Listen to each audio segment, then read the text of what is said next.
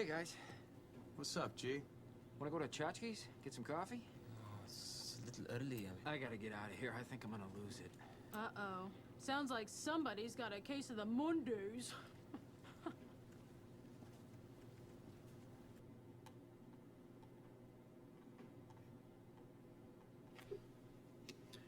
Good morning, everybody, and welcome to the Monday Morning Moos. Today is November 30th, 2020. We welcome you into the show today. Hopefully everybody had a great, happy Thanksgiving. Apologize this morning, we're about an hour late getting started. That's the wonderful world of computer technology that we live in. When all else fails, the advice for today is restart. That's all we did here this morning, and after messing around, we got up and going. So, why don't we get started with the show where you get your information and inspiration in the amount of time that it takes to milk a cow. This is the Monday Morning Moos. I am your host, the Cowsultant, coming to you live from our global headquarters of Cowsultants LLC in the beautiful state of Colorado. Today is the last day of November 2020, so we have one more month to get through this crazy year. Everybody thinks 2021 is going to be so much better, but let's not get ahead of ourselves. So how about we go ahead with the moos of the week. Class 3 milk prices are up 9 cents from last week as it continues to climb the ladder, which is good. Cheese prices are plunging as COVID's second wave drives diners away from restaurants. The pandemic is forcing U.S. officials to tighten their grip on eating out, and that's cutting into prices for cheese and other dairy products across the U.S.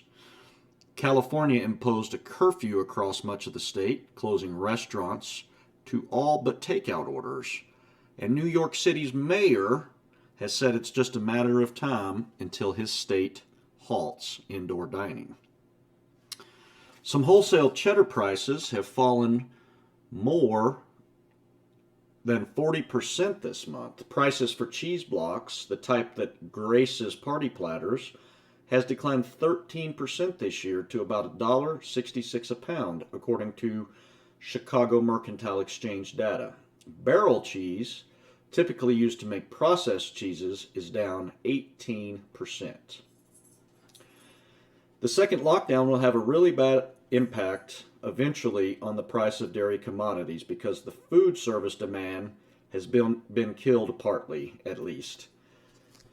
According to Paul Baer, head of dairy at Marek Solutions.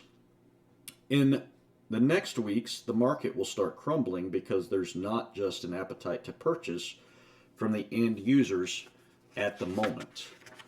Barrel cheese could slip to as low as $1.41 a pound, which it's already looking like it slipped lower than that. This is according to High Ground Dairy, a Chicago-based research and brokerage firm that is partnered with Marek's. Cheese block futures, which are above $2 a pound, are expected to sink as low as $1.49 by that period. Huge butter stocks is the story of the week. Butter stocks tumbled in October but remain well above year-ago levels. The Agricultural Department's latest cold storage report has the butter inventory at 300.9 million pounds. That's down 43.7 million pounds or 12%, but we still have a burdensome 65.8 million pounds of butter in storage, and that's 28% above last year. Soybeans closed higher on an oversold bounce from Wednesday. Soybeans are being supported by mixed South American weather. Most of the central and northern South America are forecast to remain dry, while rain is expected in the south. The basis remains strong as logistical freight issues remain while trying to ship exports. And corn is finishing higher after being oversold on Wednesday and following a strong week for exports nearly 1.7 million metric tons. Weather conditions in South America are giving mixed signals to the market. Parts of South America will go through net drying from now to the middle of next week, which will stress the crops. In other news, top Australian cheese maker Bega Cheese is planning to buy the dairy arm of Japan's Kirin Holdings Company, a person with knowledge of the situation told Reuters, potentially accelerating its transformation into a food giant. Bega was conducting due diligence on the Lion asset with a view to buying, but there was no guarantee of a deal eventuating, the person said, noting the price would likely be about Australian $550 million.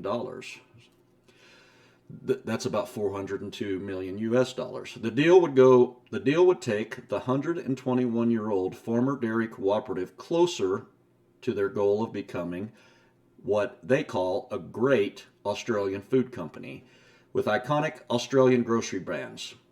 For Kirin, a sale would relieve that Japanese alcoholic drink giant of an asset it has been trying to offload since 2018 as part of its broader push to divest underperforming overseas assets and move into health and cosmetics.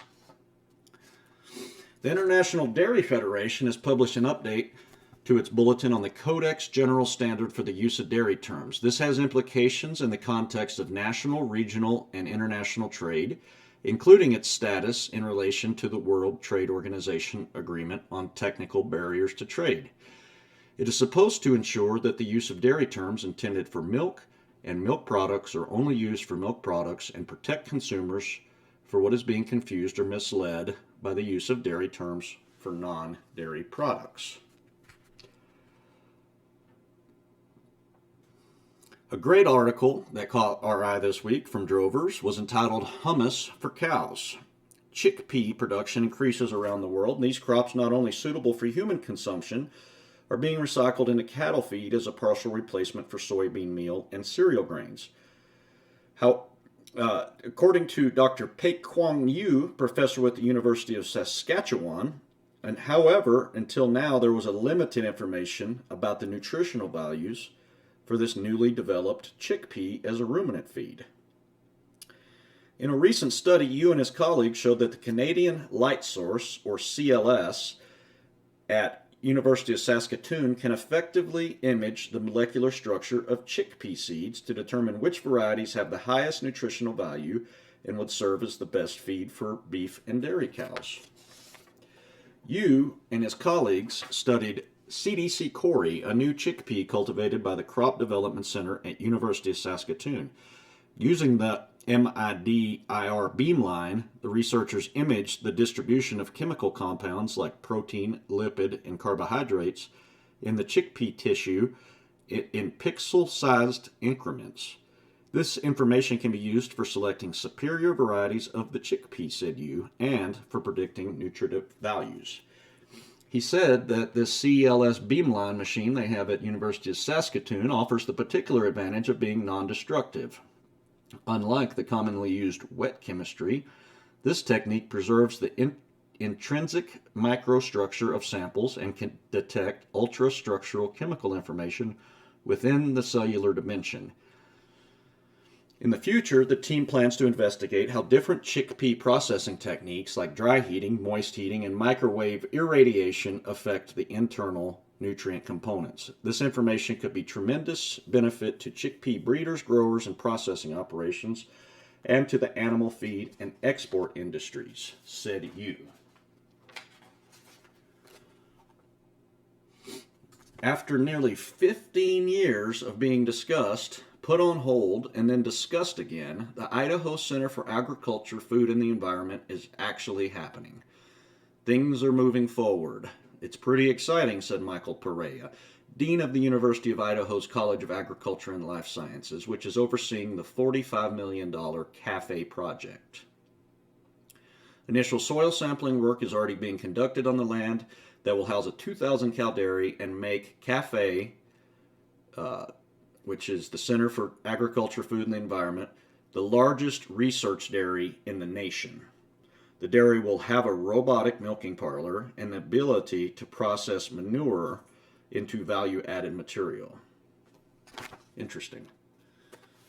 World Dairy Expo recently announced the launch of its new podcast, The Dairy Show, available on Apple Podcasts, Google Podcasts, Spotify, and online at worlddairyexpo.com.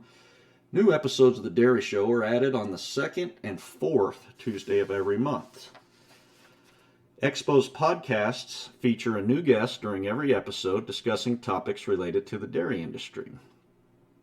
Without the Global Dairy Industry Gathering in Madison, Wisconsin for World Dairy Expo 2020, we wanted to give people a place to still gather, just digitally, said Katie Schmidt, WDE Communications Manager and host of The Dairy Show.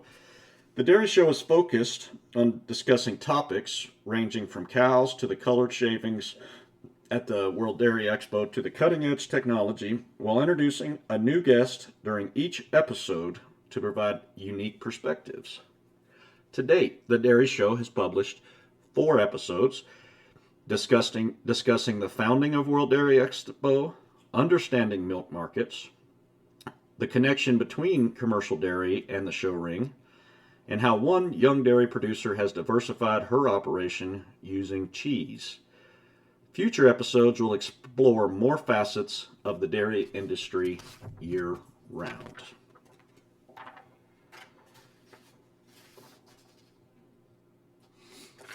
And that concludes the show for today. We will leave you with a quote. One of my favorite guys to quote, General George Patton said, "Lead me, follow me, or get the hell out of my way." We'll leave you with that for this week, and we hope everyone has a wonderful week. And come back and see us next week on the Monday Morning Moves.